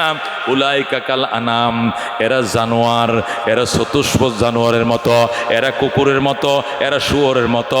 বালহুম আদল, বরং শুয়োরের চেয়েও, হিয়াল কুত্তার চেয়েও ওরা নিকৃষ্ট। কথা কোন ঠিক কিনা? এই জন্য দোস্ত, কোরআন শিক্ষা করা ছাড়া উপায় নাই। বাইতুল্লাহ শরীফের ইমাম শায়েখ সুদাইসি গাইনে তোমার জানাজা পড়াইলে তোমার গুনাহ মাফের গ্যারান্টি নাই। কিন্তু তোমার সন্তান যদি বলে কাতার সোজা করেন, আল্লাহুম্মা গফিরলি হাইয়িনা ওয়া মাইয়িতিনা ওয়া শাহিদিনা ওয়া গায়বিনা ওয়া সগীরিনা ওয়া কাবীরিনা বলে যখন সন্তান ডাক মারবে, আল্লাহ বলবে বান্দা কান্দিস না, তোর বাবার লাশ মাটির উপরে থাকতেই আমি ক্ষমা করে দিলাম। সুবহানাল্লাহ। এ দোস্ত, কোরআনের হাফেজ যারা, আলেমে দিন যারা, এদের মতো ভাগ্যবান কেউ নাই। অনেকে বলে হুজুর আলেম বানাইতাম, হাফেজ বানাইতাম, বানাই না, খাইব কি, খাইব কি, কি খাইবে, এই জন্য বানাই না। মাগ্যা খাইব, মানুষের থেকে খুঁজে খাইবে, জীবনেও না। ভালো হাফেজ বানাও, ভালো আলেম বানাও, নিজে খাইয়া যেটি বাঁচবে, ফ্যামিলির সবাই খায়াও ফুরাইতে পারবা না, এত খাওয়া খাইবে। তুমি কি খাইছো জীবনে? ফাঙ্গাস মাছ খাও। আর তুমি কি খাও? পোল্ট্রি মুরগি খাও, এ ফসা মুরগি, ফসা মাছ খাও। আর তোমার ছেলে হাফেজে কোরআন হলে এত দেশি মুরগি খাবে, জঙ্গলের হিয়াল এত দেশি মুরগি খায় নাই। কথা কোন ঠিক কিনা? আল্লাহ তাআলা তাকে এত সম্মান দান করছে, এটা আলেমের এত সম্মান, আল্লাহ এত ইজ্জত দান করছে। কোরআনের হাফেজ, নবী বলেন হাফেজে কোরআনকে আল্লাহ যখন জান্নাত দিবে, তখন সে জান্নাতে যাওয়ার জন্য ফুলসিরাতের ব্রিজের উপরে উঠবে। ব্রিজটা যখন পার হইতে যাবে, হঠাৎ করে শুনবে ব্রিজের নিচে জাহান্নাম। ব্রিজের নিচে কি? ব্রিজের নিচে জাহান্নাম। জাহান্নামের মধ্যে তার মা আমার সন্তান রে কয়ে কাঁদতে থাকবে। তখন সেখানে এসে দাঁড়িয়ে যাবে, দাঁড়িয়ে বলবে আল্লাহ, আমার আম্মা কাঁদতেছে, আমার কানের মধ্যে আওয়াজ আসছে, আমার মা কোথায়? তোমার মা জাহান্নামের ভিতরে। আমি আমার মায়ের লগে না দিলে জান্নাতে যাব না, আমার মাকে সাথে না দিলে যাব না। এই সময় সে দাঁড়ায় যাবে। আল্লাহ বললেন ফেরেশতারা, মায়ের সন্তানের হাতে তার মাকে উঠায় দাও। আল্লাহু আকবার। তখন ফেরেশতারা জাহান্নাম থেকে কয়লার টুকরা, এটা লাকড়ি, পুরা লাকড়ির আংরা আইনে সন্তানের হাতে দিবে। সন্তান বলবে ফেরেশতারা রে, আল্লাহ বলছে আমার মাকে আমার হাতে দিবি, তুই এই লাকড়ির টুকরা দিলে কেন? পুরা লাকড়ি কয়লা। ফেরেশতারা বলবে এটা কয়লা নয়, এটাই তোমার মা। ফেরেশতারা জাহান্নামে পুরাইতে পুরাইতে কয়লা বানায় ফেলাইছে। আমার মার আসল আকৃতি কই পাবো? জান্নাতের গেইটের মধ্যে নিয়ে যাও, জান্নাতের গেইটের মধ্যে ঝর্ণা আছে, এই ঝর্ণার মধ্যে নিয়ে এই সন্তানটাকে যখন পানিতে ডুবাবে, সাথে সাথে 14 তারিখের চাঁদের মতো ঝলঝল করতে থাকবে। আল্লাহু আকবার। এ দুস্থ মাকে তখন জান্নাতের ইনটেক মা পোশাকগুলো মাকে পরাবে, পরানোর পরে মা বলবে কই যাও? কই জান্নাতে। মা বলবে তোর বাপের সহ না গেলে আমি একা যাবো না। তোর আব্বা কোথায়? তোর আব্বা না খাইয়া তোরে খাওয়াইছে, বোর্ডিংয়ের খরচ পাঠাইছে, আজকে তুই তোর মারে নিয়ে যাবি, তোর বাবারে না আগে নিলে আমি যাব না। তখন মা যখন অনশন শুরু করবে, সন্তান সজদায় পরে কানবে, আল্লাহ আমার আব্বা কোথায়? আমার বাবারে সঙ্গে না দিলে যাব না। আল্লাহ বলবেন ও ফেরেশতারা তার বাবারে তার হাতে দে। যখন বাবাকে দিবে, বাবা মা দুইজন নিয়ে রওনা করবে, তখন তার স্ত্রীর কান্নার শব্দ আসবে। সন্তান কাঁদতে থাকবে, স্বামী গো তুমি তোমার মা চিনলা, বাবা চিনলাম, আমি যে তোমার সঙ্গে 64 বছর সংসার করছি, তুমি তো আমাকে ভুইলা গেলা, আমারে নিয়ে যাও। বিবিকে আনতে যাবে, বিবিকে নিয়ে যখন রওনা দিবে, তখন বিবি কাঁদতে শুরু করবে, তোমার মা বাবা নিলা, আমার মা বাবা তোমার শ্বশুর শাশুড়ি লাগে। আমার মা যদি আমার পেটে না রাখতো, তুমি দিনদার আলেমা মেয়ে পাইতা না। আমার মাকেও নিতে হবে। তখন শ্বশুরকে নিবে, শ্বশুরকে নিবে, শাশুড়িকে নিবে। এইভাবে নবী বলেন 10টা লোক জাহান্নাম থেকে বেঁচে বেঁচে জান্নাতে নিয়ে ঢুকে যাবে। যেরকম সুবহানাল্লাহ। আল্লাহ রাব্বুল আলামিন এমন 10টা ব্যক্তিকে সুপারিশ করে জান্নাতে নেওয়ার অনুমতি দিবে, পারমিশন দিবে, যে 10টার উপরে জাহান্নাম ওয়াজিব ছিল। যেরকম আল্লাহু আকবার। এই জন্য দোস্ত কি খাবে টেনশন করিও না। আল্লাহ আমগরে ভালো খাওয়ায়, আমগরে কবুতর দিয়ে খাওয়ায়, চিকন চাউল দিয়ে খাওয়ায়, বিমানের টিকিট দিয়ে আমাদেরকে আনে, প্রাইভেট কার দিয়ে আনে, যাওয়ার টাইমে হাদিয়াও দেয়। অসুবিধা তো নয়, আল্লাহ খাওয়ায়। চেয়ারম্যান সাহেবরা আমগরে ইজ্জত করে, এমপি সাহেবরা আমাদেরকে ইজ্জত করে। এই মন্ত্রীর ইজ্জত কয়েকদিন পরে থাকে না, কিন্তু উলামায়ে কেরামের ইজ্জত কখনো কমে না। কথা কোন ঠিক কিনা? এ দোস্ত কত বছরের প্রধানমন্ত্রী এখন কই নাই, নেতা নেত্রীরা কই একটাও নাই, গোপনে গোপনে আত্মগোপনে জীবনযাপন করছে। অথচ আল্লাহ রাব্বুল আলামিন উলামায়ে কেরাম জেল খাটছে 3 বছর, জেল খাটছে 2.5 বছর, জেল খাটছে 1 বছর, কেউ আরো বেশিও খাটছে, কমও খাটছে। ইজ্জত তো কমে না, ইজ্জত আর 10 গুণ বেড়ে গেছে। কথা কোন ঠিক কিনা? কঠিন ময়দানে আসরে দুনিয়াতে তোমাকে কেউ বকা জকা দিলে, তোমার সন্তান যেরকম তোমার রক্ষার জন্য দৌড়ে আসে, হাসরের ময়দানে সন্তানকে রক্ষার জন্য সন্তান দৌড়ে আসবে। ওই দিন সন্তানের জন্য কানবা। ইব্রাহিম আলাইহিস সালাম যখন সুপারিশ করবে, হাজার হাজার জাহান্নামীরে জান্নাতে নিবে, ওই সময় ইব্রাহিমের বাবা আজর এসে পর্যন্ত বলবে, ইব্রাহিম তোর উসিলে লক্ষ লক্ষ মানুষ জান্নাতে যায়, আমি তোর আব্বা লাগে, আমার জন্য সুপারিশ কর, আমি তো তোর জন্মদাতা পিতা। এই বলে হাউমাউ করে আজর কাঁদতে থাকবে। ইব্রাহিম বলবে, বাবা গো তুমি তো দুনিয়াতে ঈমান আনো নাই, তুমি মূর্তি পূজারী ছিলা, তোমার জন্য সুপারিশ করতে পারবো না, তুমি মুশরিক ছিলা। ইব্রাহিমের কাছে বলবে, বাবা আমি তোর আব্বা লাগি, আমি দুনিয়াতে বুঝি নাই, তুই আল্লাহর দরবারে ফরিয়াদ কর, আল্লাহ আমার মাফ করেও দিতে পারে।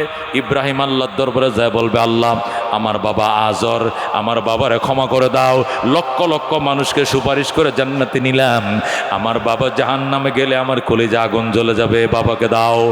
ইব্রাহিম যখন বাবার জন্য সুপারিশ করবেন, আল্লাহ বলবেন, ইব্রাহিম তুমি কি জানো না, ইন্নী হারামতুল জান্নাত আলাল কাফিরিন, আমি কাফেরদের উপরে জান্নাত হারাম করেছি। আল্লাহু আকবার।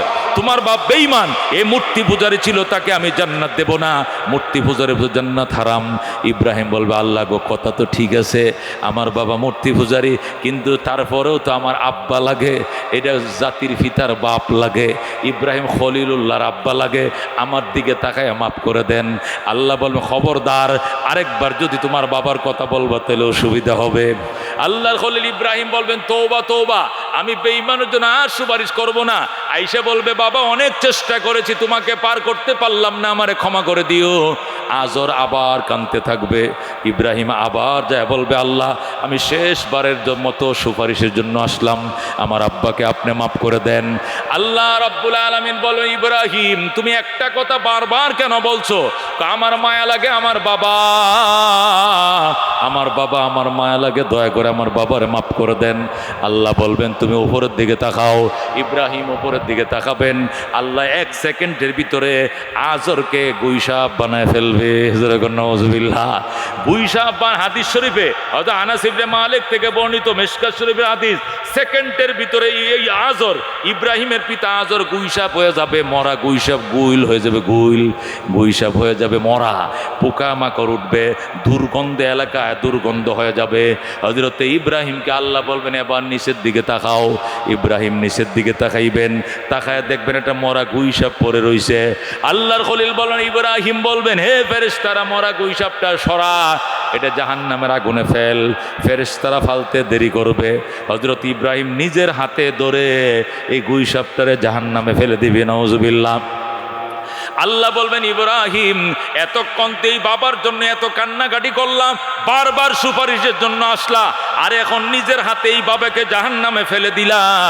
ইব্রাহিম বলবেন, আল্লাহ গো আমি তো আমার বাবা ফেলি নাই, আমি গুইসাপ ফেলছি। আল্লাহ বলবেন এইটাই বেঈমানের অরিজিনাল আকৃতি। কথা কোন ঠিক কিনা?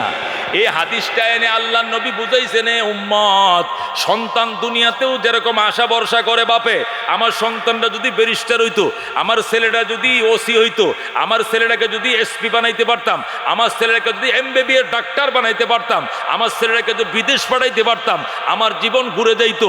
দুনিয়াতে সন্তান নিয়ে যেরকম বাবায় স্বপ্ন দেখে, হাসরের ময়দানে সন্তান নিয়ে স্বপ্ন দেখবে, আরে আমার ছেলেটা যদি আইতো আমার সুপারিশ করতো, ওই আমার ছেলে বলবে আপনারা আমি চিনি না, হে আমার মেয়ে বলবে আপনারা চিনি না, সবাই অস্বীকার করবে।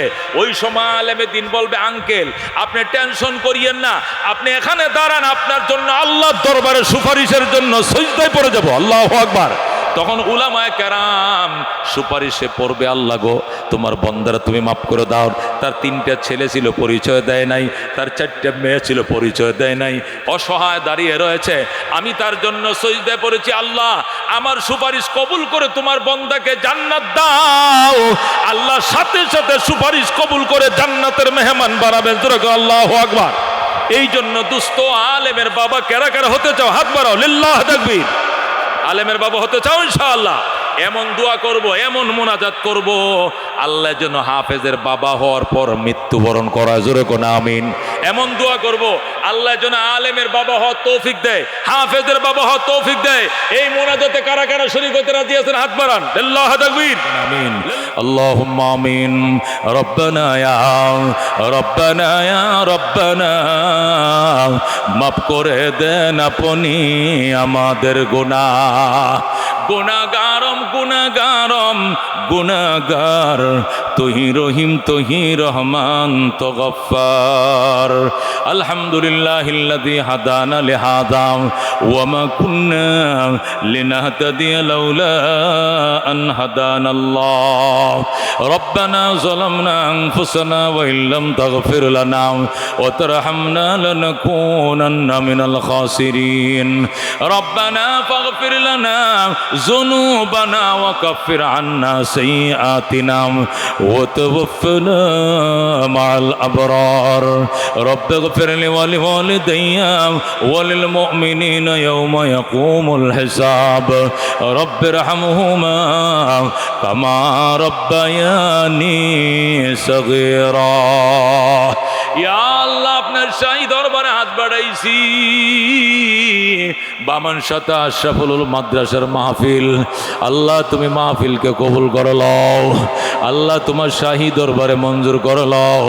আল্লাহ গো এই প্রচন্ড গরমের মধ্যে তোমার বান্দা বান্দিরা মাটিতে বসে, হাজার হাজার তোমার বান্দারা, ইয়া আল্লাহ মাঠ ভরে গিয়েছে কানায় কানায়, আল্লাহ তুমি জান্নাতও ভরে দিও আমাদেরকে দিয়ে। আল্লাহ আমি মুসাফির অনেক দূর থেকে এসেছি। আল্লাহ মুসাফিরের উসিলা দোয়া কবুল করে লও। আল্লাহ হাজী সাহেবদের উসিলা দোয়া কবুল করে লও। আল্লাহ যারা দান সদকা করেছে দান সাদাকার উসিলায় মোনাজাত কবুল করে লও। আল্লাহ অনেক মা বোনরা আমাদের সঙ্গে হাত বাড়িয়েছেন, ওনাদের উসিলায় দোয়া কবুল করে লন। আল্লাহ গো এই ছোট ছোট কচি বাচ্চারা 160টা ছেলে 160 করে 10,400 টাকা দান করেছে। আল্লাহ এদের প্রত্যেকটা ছেলেকে হাফেজে দিন আলেমে দিন বানিয়ে দাও। ইয়া আল্লাহ জীবনের জানা অজানা ছোট বড় সগীরা কবিরা শিরিক বেদাত নতুন পুরাতন ইচ্ছায় অনিচ্ছায় যত গুনাহ করে ফেলেছি আল্লাহ সমস্ত গুনাহ খাতা মাফ করে দাও। কোটি কোটি দুরুদ ও সালামের হাদিয়া সোনার মদিনায় পৌঁছায় দাও। আল্লাহ মুসিবতের দিনে তোমার হাবিবের শাফাত আমাদেরকে দিও। তোমার হাবিবের হাতে কাউসারের শরবত তুমি আমাদেরকে পান করায়ো। আল্লাহ অনেক দূর থেকে এসেছি, আল্লাহ সহি সালামতে আবার ঢাকা পৌঁছার তৌফিক দাও। সকল কিসিমের বিপদ আপদ থেকে মুক্ত রেখে সালামতের সাথে নিজ নিজ গন্তব্যে আমাদেরকে পৌঁছার তৌফিক দিয়া দাও। আল্লাহ গো আমার 4টে ছেলে 4টাকে যোগ্য আলেম যোগ্য হাফেজ বানাও, নেককার আলেম নেককার হাফেজ বানায় দাও। প্রত্যেকটা মসজিদ মাদ্রাসাকে আল্লাহ তুমি হেফাজত ফরমাও। মসজিদ মাদ্রাসা যারা বিরোধিতা করে ষড়যন্ত্র করেন আল্লাহ তুমি তাদেরকে সহি বুঝ দিয়ে দাও, এদেরকে হেদায়েত দিয়ে দাও। আল্লাহ এদেরকে মাদ্রাসার পক্ষে উলামায়ে কেরামের পক্ষে কাজ করার তুমি তৌফিক দিয়ে দাও। আল্লাহ আলেম উলামার বিরুদ্ধে যারা করে কোরআন সুন্নাহর বিরোধিতা যারা করে আল্লাহ তুমি তাদেরকে হেদায়েত দিয়ে দাও, এদেরকে সহি বুঝ দিয়ে দাও। আল্লাহ নতুবা এরা ধ্বংস হয়ে যাবে, রক্ষা পাবে না। আল্লাহ এরা ধ্বংস হয়ে যাবে, রক্ষা পাবে না। আল্লাহ এই পথে এদেরকে নিও না। আল্লাহ আলেমদের পক্ষে নিয়ে আসো, মসজিদ মাদ্রাসার পক্ষে নিয়ে আসো। 2 টাকা 10 টাকা যাই পারে সহযোগিতা করব, উলামায়ে কেরামের দোয়া নিব, জান্নাতে যাব। ঈমানের সাথে তুমি বাঁচাইও, ঈমান নিয়ে তুমি কবরে যাও তৌফিক দিও। আল্লাহ সাজ্জাদ ভাই হজে যাবে, দোয়া চাইছে তুমি তাকে হজ্জে মাবরুর নসিব ফরমাও। আল্লাহ বমিদাতা জমিদাতা দোয়া চাইছেন, 1000 টাকা দিয়েছেন তার ফ্যামিলির পক্ষ থেকে। আল্লাহ গো তার জমির উসিলা তুমি তার জান্নাতের জমি দিয়ে দাও। আল্লাহ মাদ্রাসা বানাইছে, জান্নাতে তুমি প্রাসাদের মালিক বানায় দাও। ইয়া আল্লাহ যত মানুষ দোয়ায় হাত বাড়াইছে হাজার হাজার মানুষ, আল্লাহ আমাদের জীবনের সমস্ত গুনাহ মাফ করে দাও, জীবনের ভুল ত্রুটি আমাদেরকে মাফ করে দাও। আমাদের ফসলের মধ্যে আল্লাহ বরকত দাও। আল্লাহ শিলা বৃষ্টি দিও না, ঝড় তুফান দিয়ে ফসল তুমি নষ্ট করিও না। আল্লাহ তুমি কিষানের মুখে হাসি ফুটাইয়া দাও। আল্লাহ ফল ফসল সব তুমি রক্ষা করো, আম রক্ষা করো, ফল ফসল আল্লাহ ফসল তুমি রক্ষা করো। আল্লাহ আমরা গরিব মানুষ যতটুকু পারছি মাদ্রাসা দিয়েছি তুমি কবুল করে লও। আল্লাহ গো মদিনা শরীফ সালাম পৌঁছায় দাও, তোমার নবীজির রওজা মোবারকে সালাম পৌঁছায় দাও। ইয়া আল্লাহ আমাদের নাম জান্নাতের খাতায় লিখে দাও। আল্লাহ আমাদের নাম জান্নাতের খাতায় লিখে দাও, জাহান্নাম থেকে নাম কেটে দাও। আল্লাহ তোমার হাবিবের শাফাত আমাদেরকে দিও, তার হাতে কাউসারের শরবত আমাদেরকে পান করাইও। আল্লাহ তোমার নবীর উম্মত বানাইছো, জাহান্নাম দিলেও তো লাভ হবে না, আমাদেরকে দয়া করে জাহান্নাম দিও না। আল্লাহ গো মেহেরবানি করে আমাদেরকে জান্নাতের মেহমান বানায় দাও। জাহান্নাম দিও না, জান্নাতের মেহমান বানিয়ে দাও। জান্নাতের কোনায় জায়গা করে দাও, জান্নাতের জায়গা অভাব হবে না। অভাবীদের অভাব দূর করে দাও, ঋণীদের ঋণ দূর করে দাও। ইজ্জত সম্মান বর্ধিত করো, আল্লাহ নিরাপত্তা নিশ্চিত করো। আল্লাহ হিংসুকদের হিংসা থেকে বাঁচাও, নিন্দুকের নিন্দা থেকে বাঁচাও, সকল ষড়যন্ত্র থেকে দেশকে তুমি হেফাজত ফরমাও। ইয়া আল্লাহ তুমি ইসরায়েলের মুসলমানকে হেফাজত করো। আল্লাহ ফিলিস্তিনের মা বোনদের চোখের পানির দিকে তাকাও। আল্লাহ পাখির মতো গুলি করে মারতেছে। আল্লাহ আল্লাহ এই জাহান্নামের কীট আল্লাহ ইসরায়েলকে তুমি ধ্বংস করে দাও। আল্লাহ পৃথিবীর জন্য বিস্ফোরা, আল্লাহ অবৈধ জারজ রাষ্ট্রকে পৃথিবীর মানচিত্র থেকে ধ্বংস করে দাও, মানচিত্র থেকে আল্লাহ তুমি মুছে দাও। আল্লাহ ফিলিস্তিনের মুসলমানদের চোখের কান্নার দিকে তুমি তাকাও। আল্লাহ গো, ছোট ছোট বাচ্চারা মা হারাইছে, বাবা হারাইছে, ভাই হারাইছে, বোন হারাইছে, হাত হারাইছে, আল্লাহ গো চোখ হারাইছে, ঘুরতেছে দুনিয়াতে, কোনো চোখ মুখে ফোঁত দেখে না।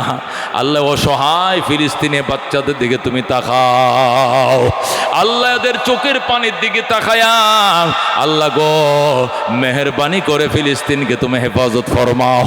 আল্লাহ ইব্রাহিমের উসিলে দোয়া কবুল করম, হযরতে ইয়াকুব আলাইহিস সালামের দেশ দোয়া কবুল করম, হযরতে লূত আলাইহিস সালামের দেশ দোয়া কবুল করম, হযরতে মূসা আলাইহিস সালামের দেশ, হযরতে ঈসা আলাইহিস সালাম সেখানে অবতরণ করবেন, হাশরের ময়দানে স্টেজ যেখানে কায়েম হবে, হযরতে ইমামে মেহেদী যেখানে আসবেন, আল্লাহ ওই দেশ ফিলিস্তিনকে আল্লাহ তুমি রক্ষা করো।